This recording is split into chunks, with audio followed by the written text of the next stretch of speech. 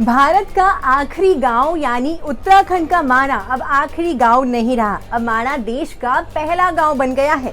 नमस्कार, मैं हूं अंजलि और आप देख रहे हैं न्यूज़ 18 हिंदी ओरिजिनल्स। BRO यानी बॉर्डर रोड्स ऑर्गेनाइजेशन, जिसे हम सीमा सड़क संगठन कहते हैं, उसने उत्तराखंड के चमोली डिस्ट्रिक्ट में बसे माणा गांव के प्रवेश द्वार पर इंडियाज फर्स्ट विलेज यानी भारत के प्रथम गांव का साइन बोर्ड लगा दिया है। इससे जुड़ी जानकारी मुख्यमंत्री पुष्कर सिंह धामी ने सोशल मीडिया के जरिए साझा की है। उन्होंने ट्वीट में लिखा, अब माणा देश का आखिरी नहीं बल्कि प्रथम गांव के रूप में जाना जाएगा।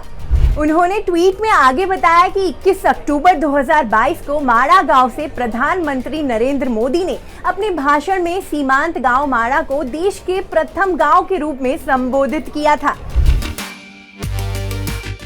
पर्यटन के लिहाज से माणा गांव लोगों के बीच काफी लोकप्रिय है। बद्रीनाथ से मुश्किल से 3 किलोमीटर दूर माणा गांव भारत तिब्बत सीमा पर बसा हुआ है। इस साफ सुथरे गांव के लिए कहा जाता है कि इस गांव से सरस्वती नदी निकलती है। माँ सरस्वती को ज्ञान की देवी कहा जाता है और उनके नाम की इस नदी को रहस्यमयी नदी माना जाता है।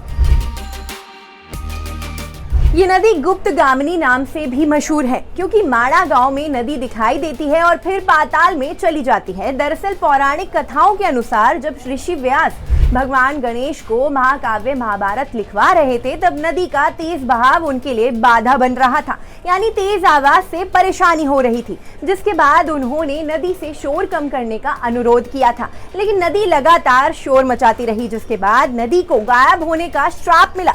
बता दें कि प्रयागराज में संगम पर ये नदी रहस्यमय तरीके से फिर से प्रकट होती है।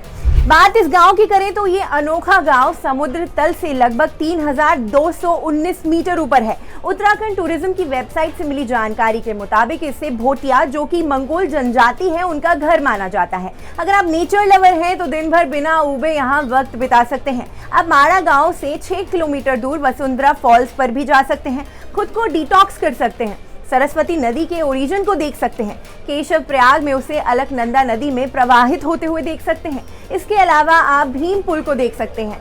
यहाँ आप सालाना तौर पर आयोजित किए जाने वाले माता मूर्ति मंदिर के वार्षिक मेले का आनंद भी ले सकते हैं।